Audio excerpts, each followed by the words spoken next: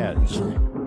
For the first time in over 25 years, it's time to introduce your Knoxville Smokies. Go Smokies!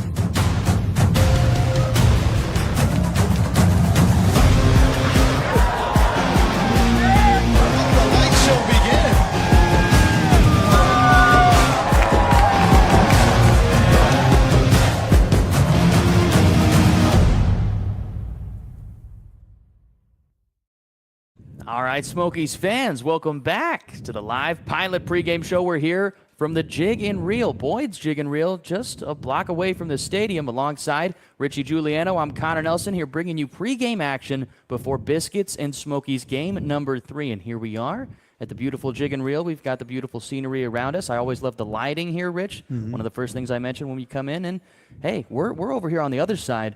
Got a full packed out bar on the other side. Some people starting to realize our Smokies Live pregame show's over here. How we doing, everybody? And Rich, how are you feeling today? I feel great. I think the Smokies need to bounce back today. 2 tough losses to begin the series. They come in 9 games back of Birmingham. So a lot of ground to be made up, but still some time to play, 24 left. That's right. But on a little bit of a skid right now. Weren't able to take either of the first 2 games. Very reminiscent of kind of what we saw when they were out in Rocket City last week, where they were shut out in both of the first 2 games.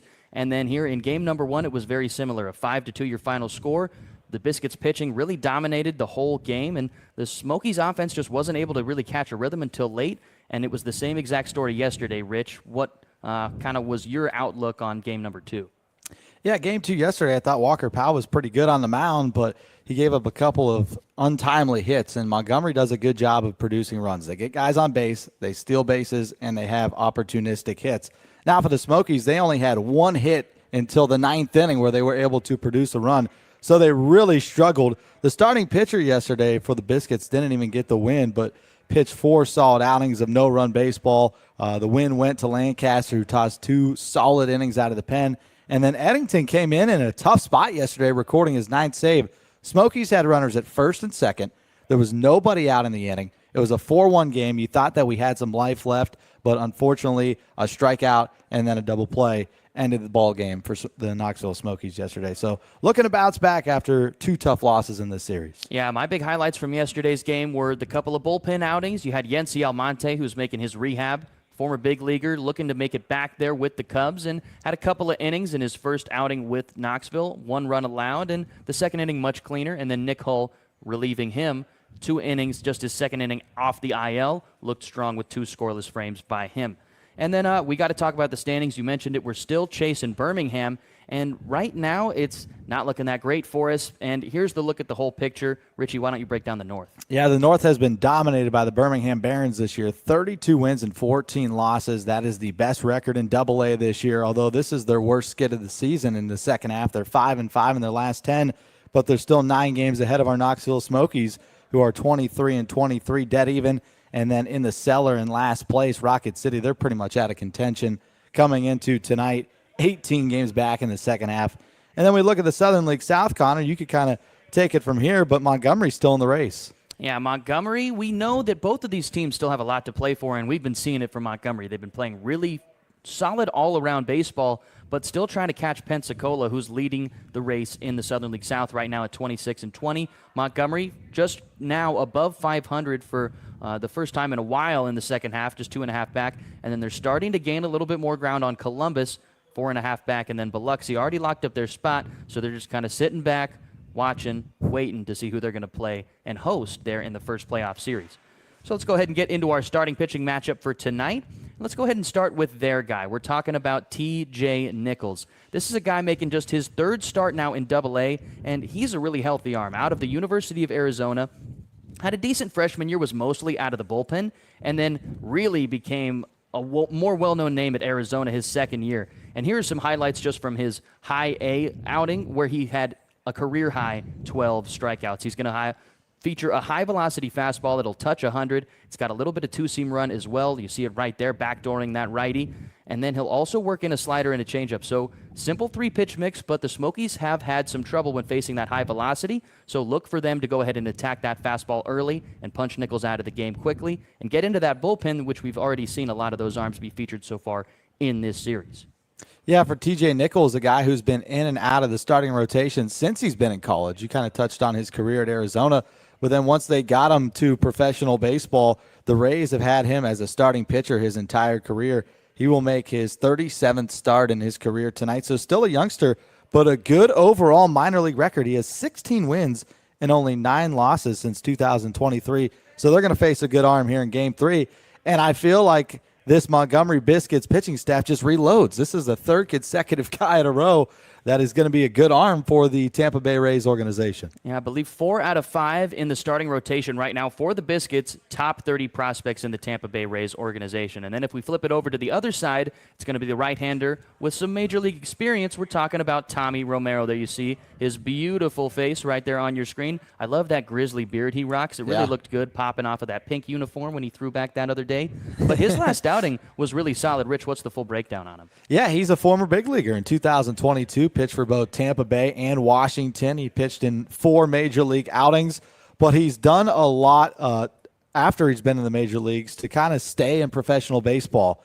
He had a fastball, he had a splitter, and he had a slider when he was in the major leagues. He's added a cutter and a curveball to his arsenal to kind of give him more protection around those 3 pitches. So, for Tommy Romero, he's going to be an experienced arm. He's 28 years old. He's been in minor league baseball since 2017. So this is a guy who knows how to come out and win games. He's got a career record of 56-28, Connor. So he knows how to win, and hopefully tonight he could guide the Smokies to their first win of the series. That's right, and really stellar out of the bullpen in his last role, but threw 5 innings still. So we saw him in an elongated role and now back into the starting rotation. Excited to see what he's able to do in a full outing here tonight. Maybe we'll even see him get into that treacherous 6th inning. That's always such a big question for minor league pitchers and, how they're able to work through their pitch count. So hopeful that Romero is able to get the Smokies off to a good start tonight. Let's go ahead and talk about our featured batters. First off, we always got to start it up at the top of the lineup. We're talking about our Mint Gaming leadoff batter. And right now, Lance Reimel aligning the 1 through 9 very similarly as he always does with Brett Bateman at the top of the lineup. So, Rich, what's kind of your feel on Bateman right now? He's been terrific as of late. His last 10 games hitting .333 with 11 walks and an on-base percentage over 500, which is phenomenal for your leadoff hitter. A guy that's going to see a lot of pitches, which is great for the guys that bat behind him. And he just finds a way to get on base, and you'll see it here with his speed. So good at reading pitchers, even from the left side. He's one of the stealing base threats for this team and the guy you want at the top of the order. All right, so I'm going to ask you this, Rich. If you had to pick one, which aspect of Bateman's game do you think is going to impact the game the most tonight? His bat, his speed, or his glove? I'd say a combination of the speed and glove because those two go together, right? All right. You need the speed to track down the balls that he's been able to catch in this series. He's made a couple of terrific catches that have saved the Smokies pitching staff extra bases on the first 2 games. So is that allowed? Can I do the speed and glove combined there? I guess we'll allow it since you've already gone on such a whole tandem, but I guess. Next time I'm going to limit you to one answer, but for now we're going to let it slide. And then if we're moving a little bit further down the lineup, we've got our Exterior Home Solutions cleanup batter, which is perfect because this guy does a whole lot of cleaning up. We're talking about Pablo Aliendo. And if you're watching on the Covenant Health Park scoreboard right now, you're seeing a ball leave Biloxi's Park, but Pablo's been hitting home runs everywhere. And Richie, you've kind of pointed out a stat, or at least a trend with Pablo so far in 2025, is that he's hit back-to-back homers, how many times? 3 times now. 3 separate times he's hit a home run in one game, and then the very next day done it again. So hopefully up in the cleanup spot, hopefully going to be seeing a lot of fastballs, and hopefully if they, if Nichols wants to test Pablo inside, he's got a quick bat, and when he's able to really make contact, we know exactly what is going to happen to that baseball, and we're just going to, pray for its family afterwards, and then watch what Pablo's going to do for his celebration because it's something different every time. So make sure to keep your eyes out for our Exterior Home Solutions cleanup batter in Pablo Aliendo, and then can't forget about Richie's favorite. We're talking about our Wendy's double stack batter, and Richie, who is it today?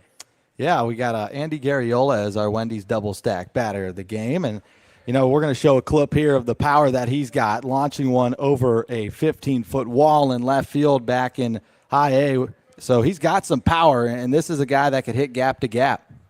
Yeah, and again, hopeful that he's able to launch a couple of fastballs out. We see him right here, the latest clip. That was a hanging slider that he just launched out of the yard. And the camera guy lost that, too. He had no idea where that went. No, it was a moonshot. It still is flying, some say. So hopeful to see Garriola crack into the hit column, and then hopefully the RBI column, and then eventually the home run column, because we're waiting to see that big pop out of this right-hander. He was taking BP real early today. I'm hoping it pays off for him today. So, Rich, that kind of wraps it up for our Pilot pregame show. But my last question for you is, one guy in the lineup, we're going to pick out our player to watch for today. Who's it going to be for you? I'm going to go with Rayvaj Garcia, hitting .285 this year. Has been able to drive in runners, and he's playing second base again tonight. So I think he kind of completes this great trio offensively from the left side of the infield to the right. Tonight you've got Pedro at third, Rojas, the talented young shortstop, and now you've got Garcia at second base. So I'm going to go with Rayvaj in the 6 hole. Also a switch hitter, too, which is tough against righties. Yeah, and, the guy that I'm going to call out is also down towards the bottom of the lineup with him. It's the guy who's doing the catching today. We're talking about Ethan Hearn. Big left-handed bat. We've seen him hit a home run already in this series and a couple in the last few series. So I'm hoping this bat stays hot. I just love the way when his swing is on, it's just that kind of perfect launch angle that you get that towering fly ball home run, and we love those as broadcasters. Of course, you kind of get your time to set up, but it's also just majestic to watch those things fly over the fence. So I'm hopeful Ethan Hearn can get on plane and maybe send another splash into the Modelo watering hole tonight. And then, Richie, you grab the football. We can't forget to mention before we're wrapping up that tonight it's Titans night. Look at that football, beautiful and blue. We're going to have an appearance from T-Rack, the Titans mascot. And, Richie, I know you've been marking this date on your calendar for a long time because Titans cheerleaders are going to be in attendance. Rich, are you gonna muscle it up? Go talk to a cheerleader tonight? Yeah, we'll see. All right. Well, might need a couple drinks in me. Hey, Titans cheerleaders, just know Richie, he's over here. Likes long walks on the beach, country music. Hey, hit him up. Is this your pitch for me? I mean, it was. All right. And then, folks, I don't know if that's going to do it. Can't forget to remind you our pregame show is brought to you by Pilot. Pilot is committed to connecting people and places with comfort, care, and a smile at every stop. So check out one of their conveniently located stations. Maybe try a delicious burrito, jumbo wing, hot tender, pizza, meals, and more. Pilot, see you out here. So with that, Rich, that wraps up our Pilot pregame show. And fans at the Covenant Health Park scoreboard, make sure you strap in, get ready for first pitch at 7 o'clock. And if you're tuning in on YouTube, we'll look forward to our second segment of the show. But for now, Smokies fans, we'll catch you next time. Fans, for the first time in over 25 years, it's time to introduce your Knoxville Smokies. Go Smokies!